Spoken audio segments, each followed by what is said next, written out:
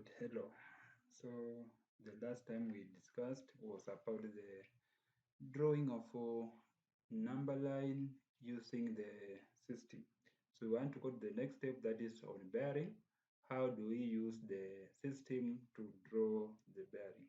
You'll find that, as we said earlier, the system requires your knowledge on direction of it on the construction of these things of bearing. So there's an example that is in that on our booklet that I shared on the wall that requires us to do something on the bearing. Bearing. So on this bearing, when you take like this example, this one that I'm displacing there, it is reading that a port B is on a bearing of 080 degrees from a port A and at a distance of 95 kilometers. A submarine is stationed at port D, which is on a bearing of 200 degrees from A and a distance of 124 kilometers from B. A ship leaves B and moves directly southward to an island P, which is on a bearing of 104 degrees from A.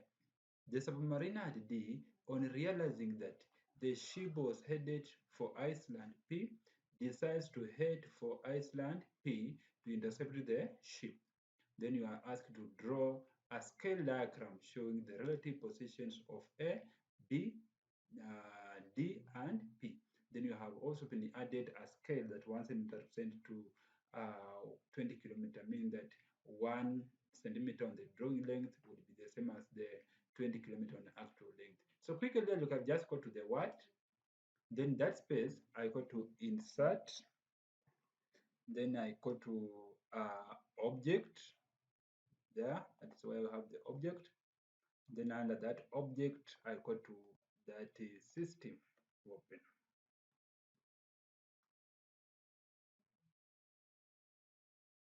So once open, I can remove this square grid. I'll go where we have the bearing. The bearing, you can just check on these icons. Just check on this icon, but it's mostly under marked angle. Bearing. So it is from A.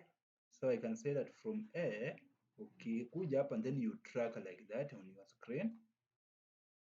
That's our bearing. Now you click on that line, you right click, you edit properties so that you'll be changing here the angles. So the angle given there is that it is 080 from port A. So I just type there 8.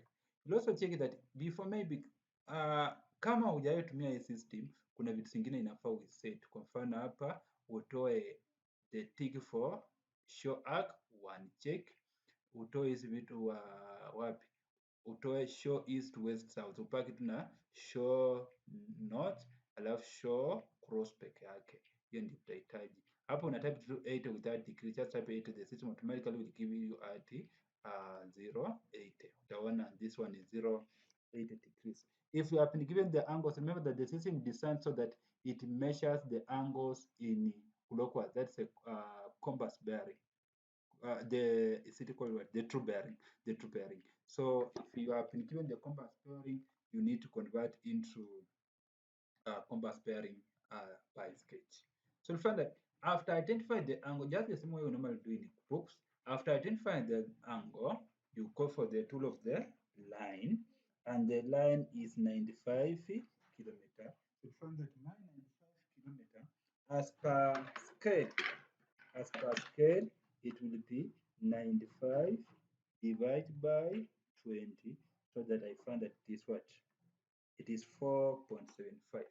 So I start a line from there along the same bearing line. Then I come and select that line. Then I right click. I edit so that it is 4.75. 4.75. Then I put the arrow end like that. So you find that if this one is my A, the other point is B. Now, again, A submarine is stationed at port D, which is on a bearing of 200 degrees from A. Still wanarifaa kwa A. So nikitaka bearing na click kwa hiyo compass ndio ya bearing, then it is from A. Then it is 200. 200, hata naiselect hapa haina shida. Then you come and click on that line. Once click on that line, you come to edit properties, then hapo unaweka angles yenye umesema 200. Hii ni bearing, sio distance. Distance you use a line. Bearing unatumia hiyo compass. Then a line, tuone kama umepeana line. Which is on a bearing of 200 degrees from A and a distance of 124 from B. So from B, they are giving a distance, mean that we use a tool for the line.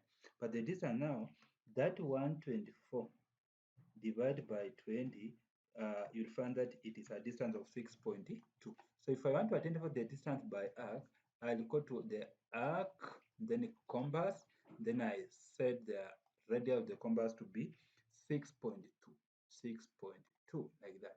So that I can now click here, then that is where we have 6.2 from B, like that. Now I can join with a line. From here, I join where I have that point, like that. And then next,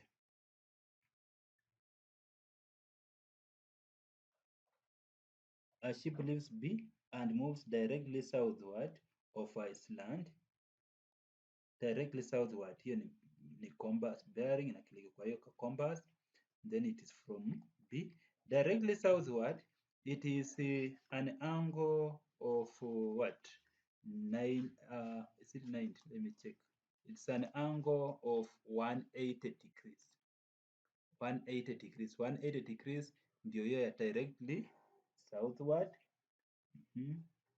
From which is on a bearing of 140 degrees from A. Now from A, it is a bearing of 140 degrees, like that. So I can click on that one so that I say that bearing to be 140, 140, like that. Then I click OK. So next, swali itakuwa imeisha. So ni kuingiza tu hizo macompasses kila mahali. So the first compass naweza iweka hapa ili ikuje hapo, tukuwe na compass. Naweza iweka hapo hata ikuje hivi kiasi, so that I have the compass. Then I join using the lines. Hapo line, then from here up to there, line, so that it can intersect there. So you'll find that from this one, we are main with level, and that was AB. Then this was C, D. Can just add it to D. And then this one is C, P,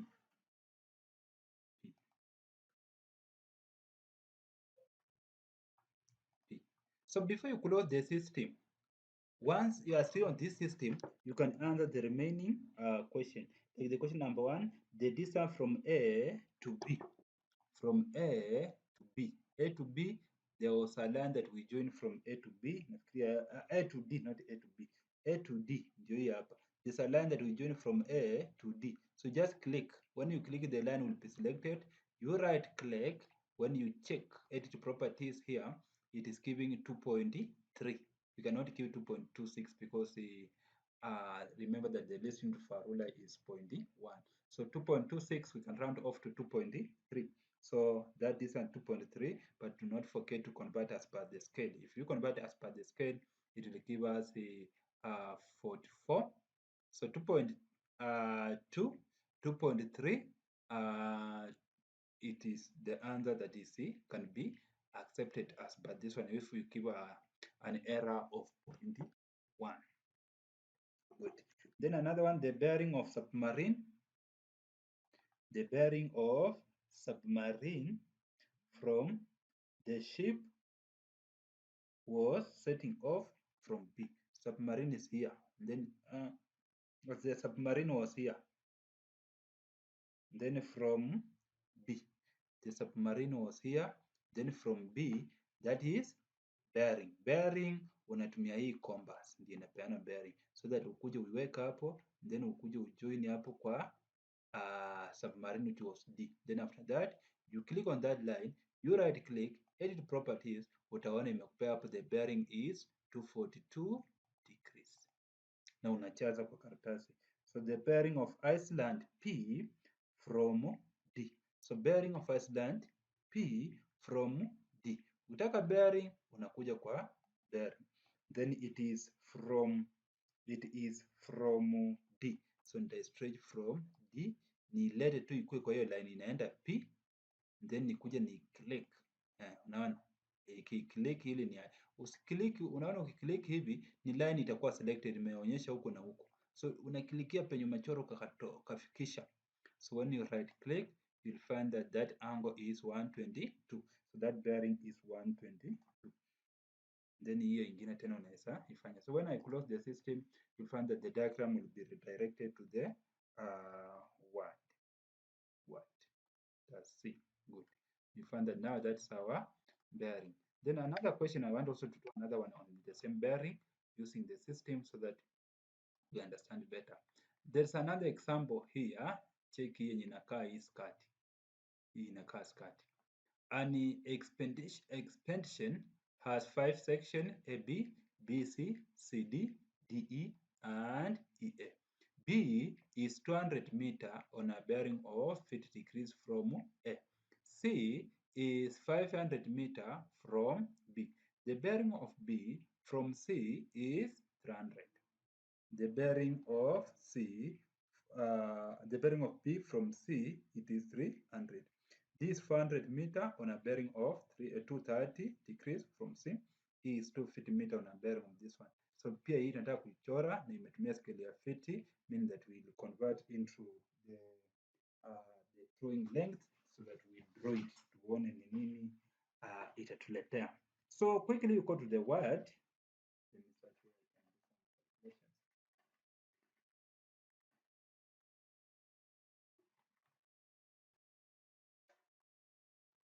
You go to the word. Here is where I have my word. I go to insert. I go to object like that. Then fx row. Then OK.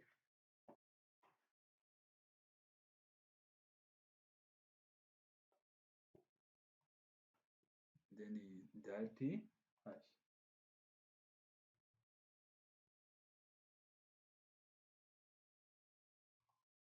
So the system still is bearing. Then inaanzia from A. B is 200 meter on a bearing of 50 from A.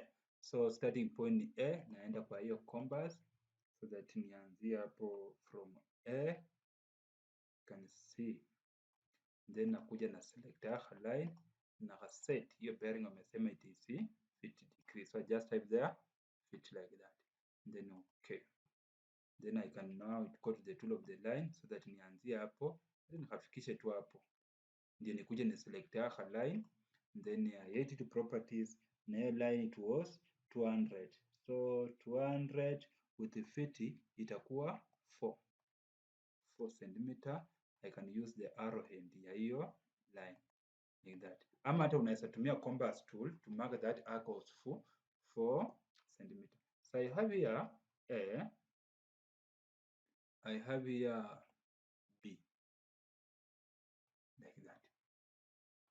Then we expected venye hawa jamaa wametufikisha B, watutoe B watupeleke C, but they kind decide kututoa C kurudisha back to B, na inafaa tukuwe na B to C, na wametoa C to B na hatuna B. So ingekuwa hata kwa kitabu ungekuja kusketch hawa jamaa wametoa C, so C hivyo, alafu ikuwe hapo ni nini, hiyo wamesema ikuwe 300. So kama naweza sketch tu mahali na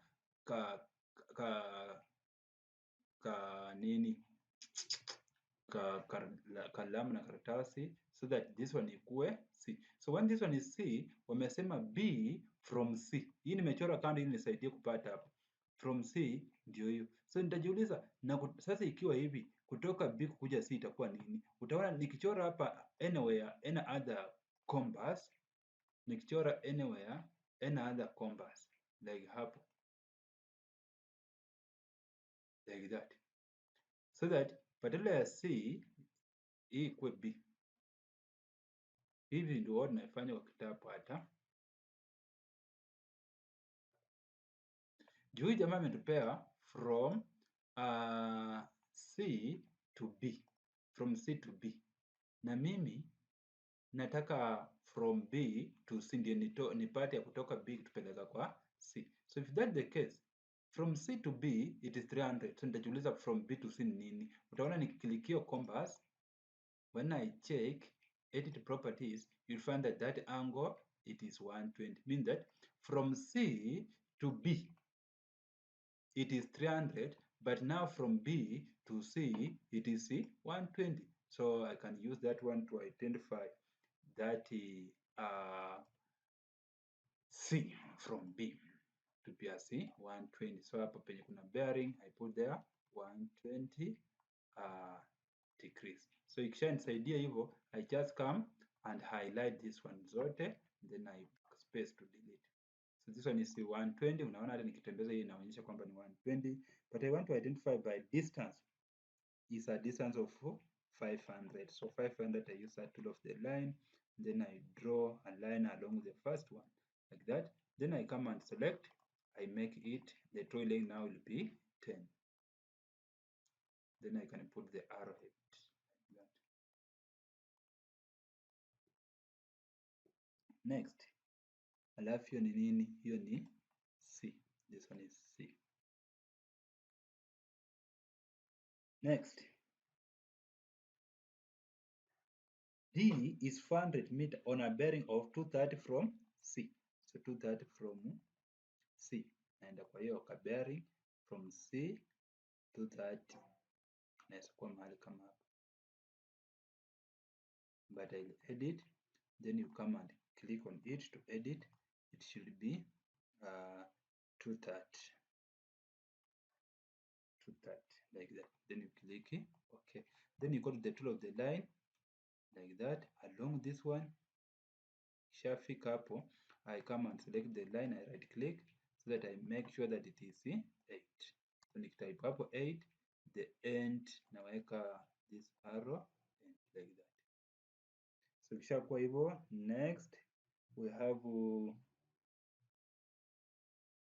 E is 2 feet meter on a bearing of 25 from D. Sasa hapa tuko na D, this one is C, this one is C, D. Then E iko on a bearing of 25 degrees. So from this one, I need to identify where I have 25. I know that it is in the first quadrant, but still I'll edit so that it is 25. So this is the edit. To find the upper and pair 30, I just put there 25 degrees like that. Then I go to the tool of the line. See 25. Let me check. 25.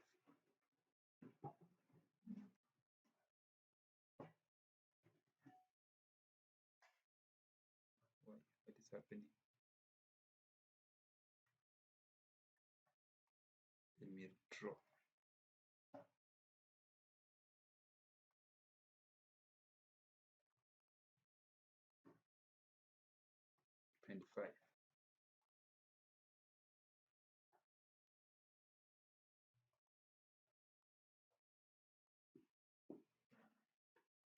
Like that. Then I mark it is 2 feet, so that one will be 5 as the drawing length 5. Then I can put the arrow end like that. So you find that this is our point next, which is our E. Then here we have now a line that will now join this one to this point. So if I want to track compass there, I'll call the tool of the compass, then I just track either huku ama huku, any can do. So you find that I have come up with now that illustration very well for the bearing. So like the distance in meters of A from E, we have that line. Kama huko na utaiweka A to E. When I click on that line, right click, edit properties, find the length of that line is 8.3. So you can accept 8.3, 8.1, or 8.2. But you'll have to convert into meters as per the scale. The bearing of A, the bearing of E from D. So a bearing of E from D, we have this bearing angle, I go to the bearing that nikuwe na kutoka hapo yenye wanasema from D, lakini sitafikisha huko mwisho juu itanisumbua. Nafika hapo katikati ndio nikiselect nijue kamefika wapi, then nikuja nikaselect. Unaona kamekuwa selected. Hata sio hiyo, umesema E from A, E from A. So I call this one E from A, nitakuja nikatolea hapo, nikuje hivyo, lakini sitakafikisha kwa mwisho, then na come and select it. So when I right click, edit properties, you find that it is what? 112 degrees. So the question hiyo imeisha. So that is all what we discussed about the bearing. That is all about it. Discussed about the bearing. So the next item that we discussed about was on the graph. On the graph. Did I did something about the graph? I think these are things of graph I did it. Let me check. Graph tulifanya mapana. Graph. Fanya graph. Let me check.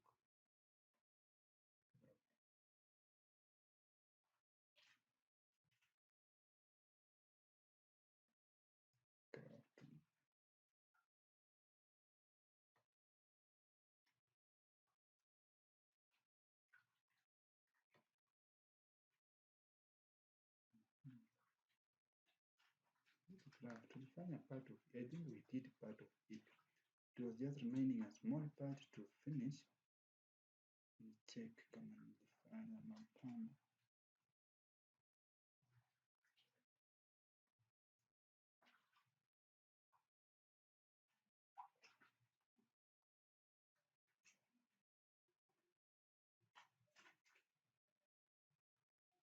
Okay, hatukuifanya. We did it. Let me check phase. What phase? Phase 5. Phase 4. Links. Let me share this link somewhere.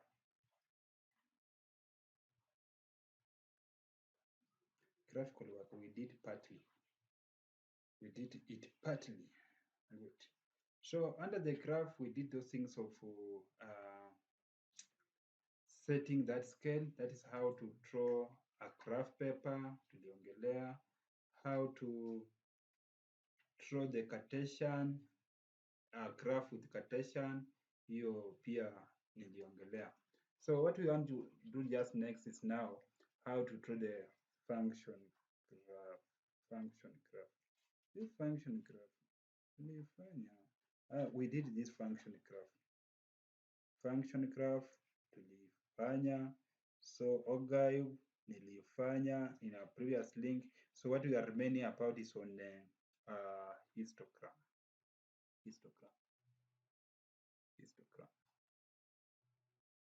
So this is the question under the histogram.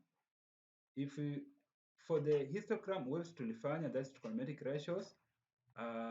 Histogram, remember that there is two ways you can draw a histogram depending on the type of the data that you have. There's those data that have different class width varying from point to point, and another one is common. In case the class width is varying, automatically that is a histogram of frequency density against the boundaries. But the one that is not varying, which is uniform, you decide you can either draw for the frequency or you can draw for the frequency density. So we want to try like this question number 1. The frequency table below shows the masses in kg of 200 animals in a herd. Mass in kg, number of animals ndio hiyo. So when you check very well, and again you should note that when you want to draw a histogram, the classes must be real classes. If they are apparent, you convert into real. Real one means that the upper limit and the lower limit between two consecutive classes, it is overlapping. Unaona hapa ni 5 same as the lower. In that case, that's called the array. So this one can be used to draw a histogram. So when you take the different here is 5, 10, 10, 20. So automatically the class intervals are varying. Since they are varying, we'll draw a histogram of frequency density. So in what? Just go to insert, then object like that. Then you go to fx draw, then you go to OK. Just click OK. You come to graph, but now in this case, you go to statistics graph or function, statistics graph. Then you come and track on your screen like that. So when you track, utaona imetoa graph ingine, but we'll just do the setting. You right click on that graph that it's produced. Utaona kwamba imekuletea hapa Excel sheet when you right click Excel sheet. So the first column you type their classes, the second column you type their frequency. This one will only require the classes and the frequency alone. So under first one is running from 0 to 9, then from 0 to 5, not 0 to 9. It is 0 to 5. 0 to 5. Then from there, 5 to 15. Then next, 15 to 25. Next, 25 to 45. Then 45 to 75. Then after entering that one, you'll find that it has even written here frequency. You now fill there for the frequency. The first frequency was 16. Then the next one was 44. The next one was 48. The next one was 56. The next one was 36. Then after entering, you click anywhere, and then you come and highlight this one. Highlight. After highlighting, you come with the cursor inside, you right click, utaona imekuletea the quick graph. Let us select the quick graph, non-static graph, this quick graph. You'll find that there's a graph here that is generated here. When you select the quick graph, it will generate your graph. Come on that graph, you right click on it. Then we set, kama ni ile ya frequency, utaiset kwa hii ya kwanza ya absolute frequency. Lakini yetu ni ya frequency density like that. Then ukishamalizana na frequency density, you go where we have the scale so that we set the scale. For the scale, you disable fixed up to 3. Then when you check this one, you'll find that for x-axis, it's running from 0 to 75. So you can run from 0 to 80 here in a shita, 0 to 80. Then I check what is the best, what could be the best scale. I think 10 is okay. Then minor, it will now be 10 divided by 2. Then y-axis, utakuwa umefanya calculation kando, umeona which one is the highest frequency. Like when I check the first one, it will be 16 divided by 5, which is 3 point something. 44 divided by 10, it will be 4.4 something. Then hiyo ingine itakuwa 48 divided by 10, 4.8 iko sawa. Then the other one itakuwa 56 divided by 20, 2.8. 36 divided by 30, hiyo itakuwa kwa range. Mean that 0 to 5 hiyo iko sawa. Then from there ndio ni set hapo kwa fixed. Then tena nikuje ni fill hapa. This one it is 10 divided by major, hii itakuwa 1. 10 divided by major, this one will be 20 like that. Then I click OK. So when I click OK, utaona this is the type of the graph that has been generated.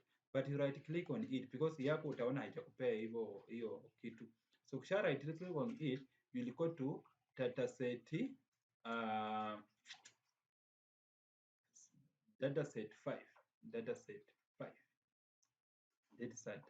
5. Then mahali pa kwa yako itakuwa hapa hivi.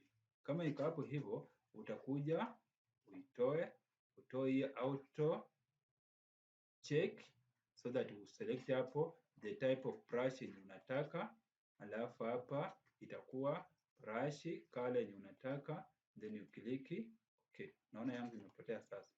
So I can check starter 2 then I select here, I want this one, then brush pack your black like that, then I click OK. So when you click OK, utaona imekugeneratia hii. So unaona hii kuna space huku chini ni venye tu imeenda, so I can just stretch like this, and then I click a space. Oh, pardon. I have not labeled the axis. So you right click on the same, then you go to the axis. So under axis, x-axis mass in kg iko sawa, lakini y-axis, x-axis mid-axis notation mass, y-axis mid-axis notation is frequency density, like that. Then you click OK. I think that one now is OK. Then I click OK. So you find that when I select OK, at least it has given us the graph only that imekata huku juu, so I can stretch a bit. I can stretch a bit like that. Then hii iko mbali sana, naweza stretch ili nirudishe karibu nayo. So when I finish that one, I can now close. So when you close, it will be directed back to the word that you want. So ukienda kwa word, that is our histogram. That is our histogram, like that. That is our histogram. That's 23. 23. Good. I can also try another one. There's that example like let me check. There's this example. I want to try this one. We want to draw a histogram for this one. This one just extrapolated spell nimeweka because this one was not really classy, because it was ranging from 41 to 50, 51 to 55, 56 to 65, 66 to 70. The upper or the lower, they are not overlapping. Because they are not overlapping, that's why I introduce another column for overlapping to make this data real. So during drawing, that's the same way we did on the algorithm. This first value will will take it as 0 so that we avoid the breaking the axis. If you want to avoid breaking the axis, the first value to plot at the origin, you take it as 0. When you take it as 0, it means that all of the remaining value will be subtracting this 40.5, because instead of 40.5 niliweka 0, means that I have an error of 40.5 ndio nipei. So nimerudi backward by 40.5, then nikaenda kwa 0. So all of the remaining values I'll be going backward by 40.0. So I go to word hapo, then insert, then object, like that. Then I go to fx draw, then OK.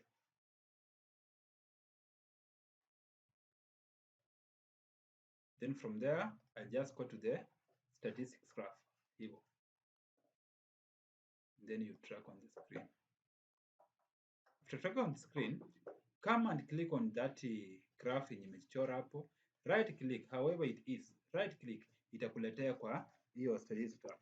So nikiweka data, naanza kuweka hizo data zenye ziko hapo. Badala ya 40.5 nataka ikue 0 2.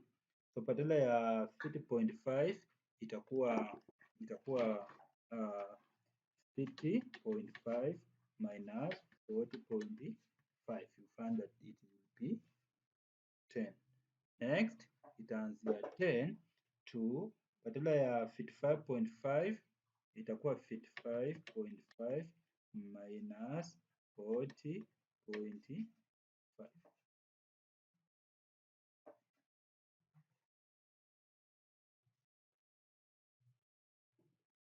Itakuwa 15.5. Enter. Next, sio 15.5, itakuwa tu just 10 to 15. 10 to 15. Good. The next, itaanzia 15 2. So badala ya 65.5 nita subtract 40.5, utapata it is equal to 25. Then next 25 2, badala ya 70.5 itakuwa 70.5 minus 40.5, napata inaenda mpaka 32. Then the other one, badala ya 70.5 ta subtract 40.5. Oh, hiyo ndio ilifika 30. So badala ya 85.5 nita subtract 40.5. So this one runs from 30 to 45. Then frequency, I feel that frequency that I have that table, we have a frequency ya kwanza ni 8, ya pili ni 12, ya tatu ni 16, ya nne ni 10, then ya mwisho ni 6. Then you click anywhere and then you come and highlight hizi, then unaweka kasa ndani yake, right click, naona imekataa, then you right click, quick graph, utaona kuna graph kamekuwa generated hapo. So when you check this one, kuna sometimes unaweza fanya kumbe hii ndio imekuwa selected. Ukitaka kuiselect, wewe una select kwa hizi itakuletea tu. Unaona ukiselect hiyo ama hiyo, utaona tu yenyewe ikikuletea the rotation. So ikishachora hapa graph, now you check.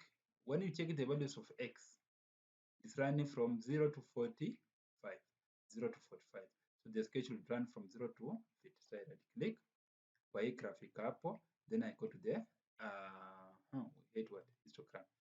Frequent density because the class was varying. Hapa ni 10, hapa ni 5, 10, 5, 15. They are varying, so you'll select frequency density. Kama asingekuwa na vary, ungeselect hii ya kwanza ya frequency, but this one is the frequency density. Then you go to the scale. X-axis, it was running from 0 to 45, so nafika 50. Then hapa I can use a suitable scale of 5 so that this one will become 1. And then highest frequent density from the table yangu inaleta 1.2. So mimi naweza ifikisha hapo something like 2. So when it is 2, I check which suitable scale can I use. So for the 2, I can even use a scale of 0.25. 0.25. So 0.25, 0.25, I divide by 5 so that I fill this next box as 0.05. Then we go to fixed. Fixed hapa itakuwa x itakuwa hapo 2, that's 10 divided by 5. Then hapa itakuwa 10 divided by 0.25. You find the answer is 40, like that. Then you click OK. So when you click OK, utaona kwamba my graph hii iko by bolded. Kama iko bolded hivi, uta right click kwake, alafu kuja kwa data set. Data set. Sometimes hii auto inaweza kuwa checked. Sasa ikiwa checked na hii auto color na auto brush iko checked.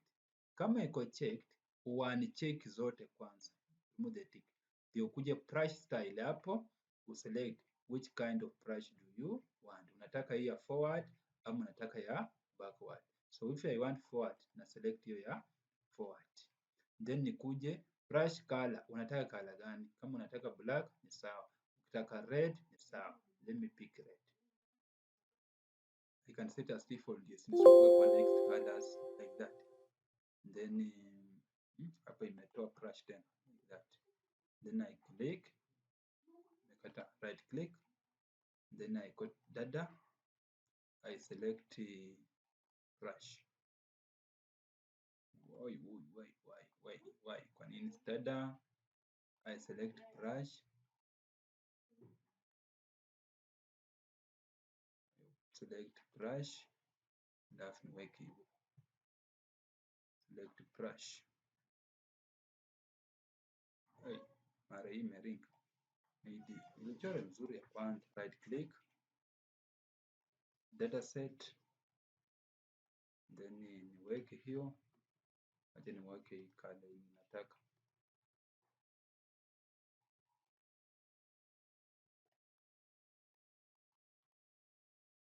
Bado je click okay nione. Bado na hii ilikuwa inapita, kwani ilikuwa inafika, tulikuwa na nia 2. Mbona naona zinapita hivi? Have I selected frequent density? Yes. So 8, 12.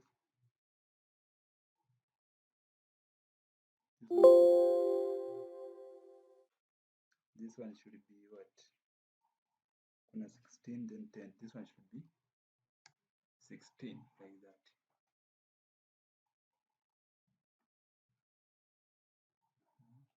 Ingine ni gani?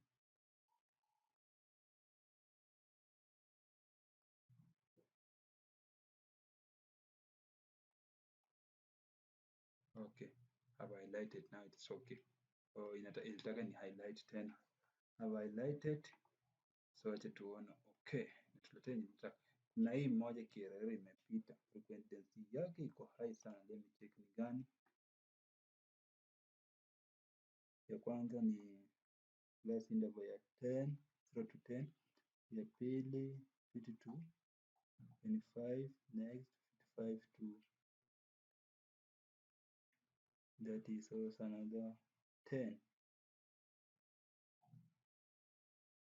16, is it 10 or 20?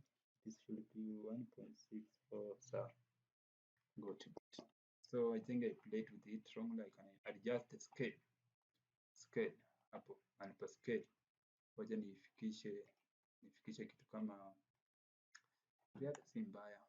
Acha tuone kama 3 itatukubalia ndio nirudishe kwa fixed. When I click okay, good, 3 imekubali within the range. So I think range. Maybe what is now missing, hatujaandika huku frequent density, then hii iko mbali sana.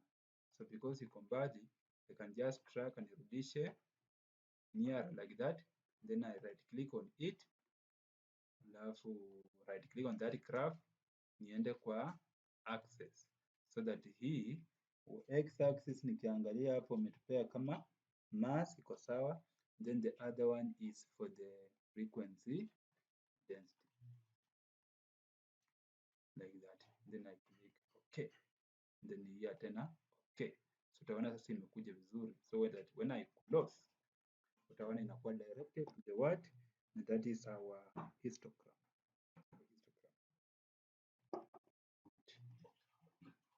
Ndio hiyo, those shading. So if you get like we hit another one like this, hii ni hiyo ya class width ni uniform, na class width ikiwa uniform unaweza chora ya histogram ya frequency density ama uchore ya frequency, but in this case nataka tuchore ya frequency. So we find that these marks, they are not really marks. They are apparent because they have boundary and the lower boundary is not overlapping. That's why I introduced another column here for boundaries to make them overlap. So when they are overlapping, I say that we want to avoid breaking the axis. So if you want to avoid breaking the axis, you need to play with this. You need to play with this one so that the first value, instead of that value lower boundary, equal 0. So instead of lower boundary, nataka equal 0. So utaona kwamba to make 44.50, it is like we are taking 44.5 minus 44.5 ndio upate 0. So to do that, it means that you need to keep in mind that every data I'll be subtracting 44.5. Go directly to the word, then insert, then object like that, then fx draw, then okay.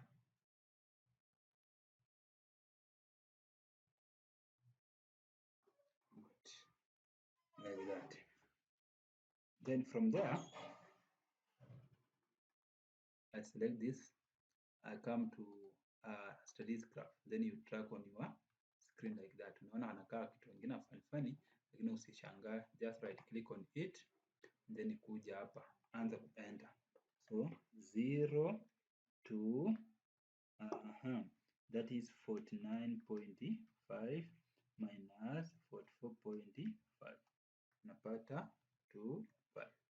Then 5 to 10, then 10 to 15, then 15 to 20, then 20 to 25, then 25 to 30, then 30 to 35, and then 35 to 40. Let me check if it's okay. Hapo malipo frequency ya kwanza ni 2, ya pili ni 4, ya tatu ni 8, ya nne ni 9, ya tano ni 11, then we have 7, have 5, you have 3, then finally we have 1. Hapa ilikuwa imepaki moja, so it is 40 to 45. Then you click anywhere, and then you come and highlight all of this one. Then unakuja kwa hii column ya frequency, una right click, itakwambia quick graph. That is our quick graph. So there's a graph here itakuwa generated there. Then you come on that graph imekuwa generated hapa, you right click on it. Then hii graph, because ilikuwa na uniform class width na isolate kwa absolute frequency. Sasa haitakuwa hapa kwa frequent density, itakuwa kwa absolute frequencies. Then when you check my values, x-axis is running from 0 to 45, so I can run from 0 to 50. Then for the frequency, the highest frequency is 11, so I can reach 12. Hiyo scale ni jue, so scale hapa iko sawa, 0 to 50 I can use it.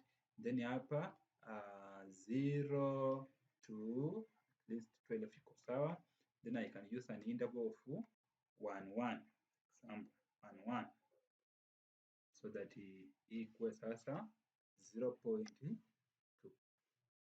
That ndio nikuje kwa hii fixed hapo, it is 10 divided by 5 kwa sawa, hapo 10 divided by 1 is 10, like that. Then I click OK. So when I click OK, unaona graph yangu imetoka vizuri sana. Have I set fixed? Yes. So when I close here, you find that this is my graph. However, imekata, I can just pull like that. Like that. Na unaona hiyo ndio graph yangu ya hiyo frequency density. So y axis it is frequency, lakini hii ni max. So I can just right click on it, tena nikuje right click kwa hii, then nikuje kwa axis, so that y axis it is max, like that.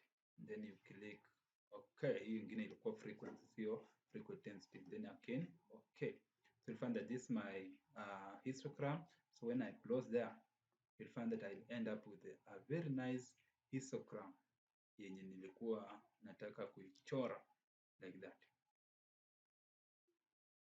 Ndio hiyo, with its also class is good. So that is what we discussed about in our previous lessons on the graphical work. That is only on the histogram. On the reflections and rotation, that is transformation, we say that you will just perform separate workings, either using the unit square or using your construction, ufanye karatasi upate coordinate. So after kupata hizo coordinate, you'll just be typing the way we were typing for the function, the coordinate, but in that curve process now, that case should be separated by plus, isikuwe na hiyo bits zingine. Wacha nifanye tu demonstration ya moja. Insert object like that. Then fx draw, then okay.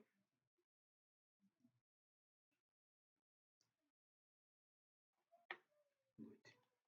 Utakuja kwa hii graph, but you select function graph, alafu ukuje uitrack hivi. So ukisha track, come and select it, right click, alafu tukuje labda the coordinate of A ilikuwa kama hii inasema P1 1, sasa in this case tutaweka comma, ilikuwa nafanya ya function graph, tunaweka plus next bracket it is Q6 then 1, next it is 6 4, next it is 1 4.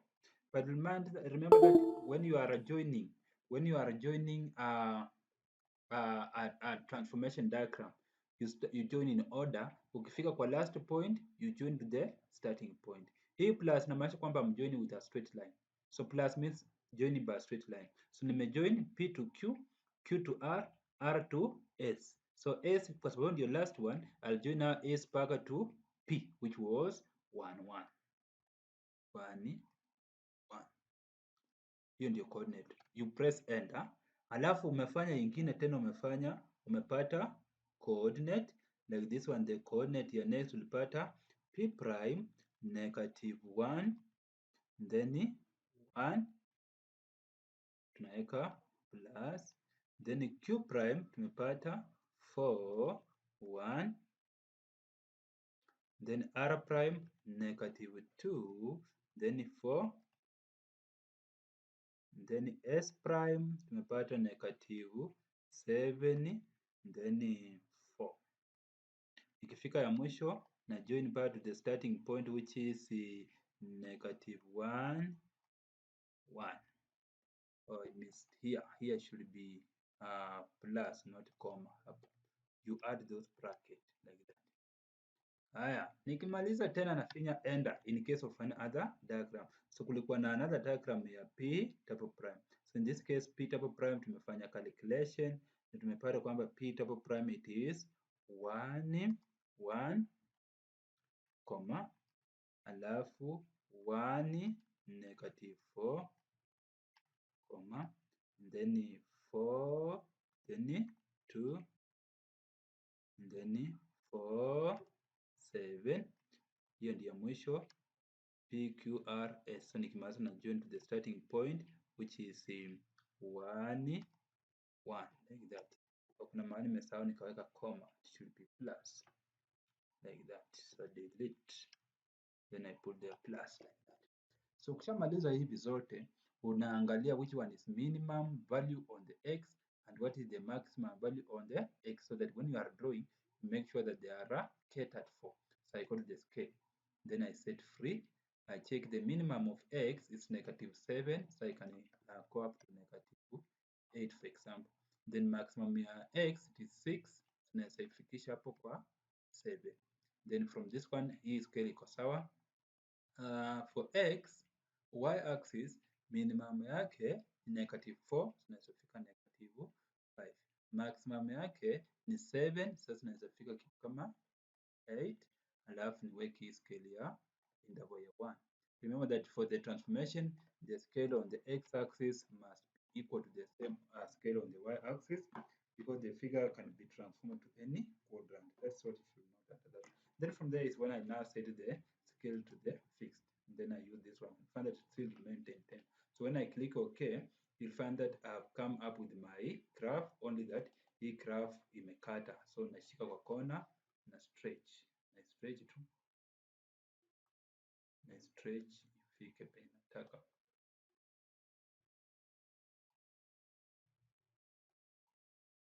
Good.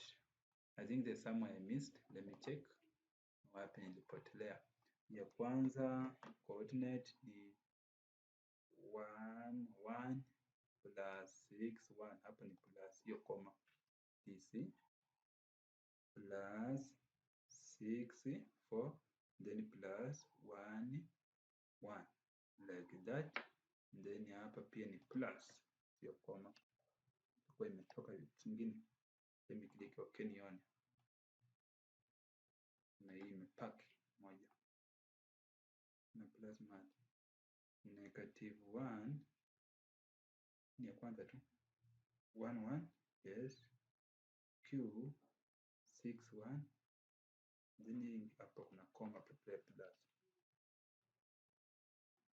me see again. Na hapa hii ni gani? Nimeweka tu 4,4 inafaa ikuwe 6,4 like that. Good. What's happening? No, first one was what? 1,4, not 6,4. 1,4. Good. Imetoka. So what is missing here?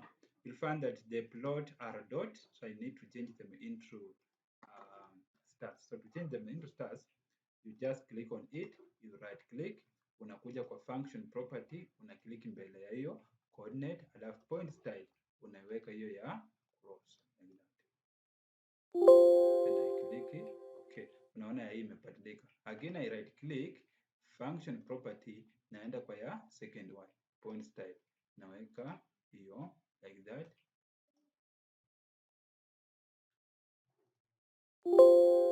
Then naenda kwa tena right click, naenda kwa function property, naenda kwa third one, point style, niweke hiyo. Good, utaona zimebadilika zote. So what is remaining is to name PQR. So I just go to here, marked point, naanzia hapo. That was my point P, lakini utaona imeniandikia A. So I come and click on it, right click, then I just type there P, then okay. So when I type there P, you find that the remaining itakuwa in order now, which is E, this one is C, Q, this one is C, R, then this one finally is what? S. Alafu from my drawing kwa hii, this one is my P prime. So P prime nitakuja tu hapo hivyo, alafu ni right click, niandika hapo P, alafu raise power apostrophe. Apostrophe kuna hiyo iko na double apostrophe na single apostrophe, nafinya hiyo ya single because hii ni first prime. Then utaona hizi zingine zinakuja tu Q na hiyo kitu, kuna hiyo kitu yenyewe tu, then finally kuna hiyo. Next tuko na hii ya P double prime iko hapo, tunakuja hapa, unaona imeleta T, lakini I click on it so that I edit to be P na double prime like that. Then I click OK.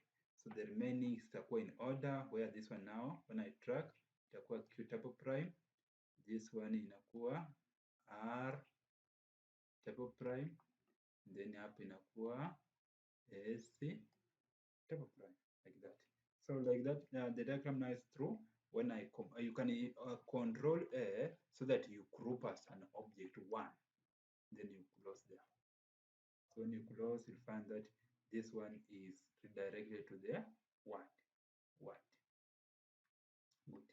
Unaona that is your figure. So in this transformation, it is not that there's an icon that you click na inafanya rotation, an icon that you click na inafanya enlargement. Hapana.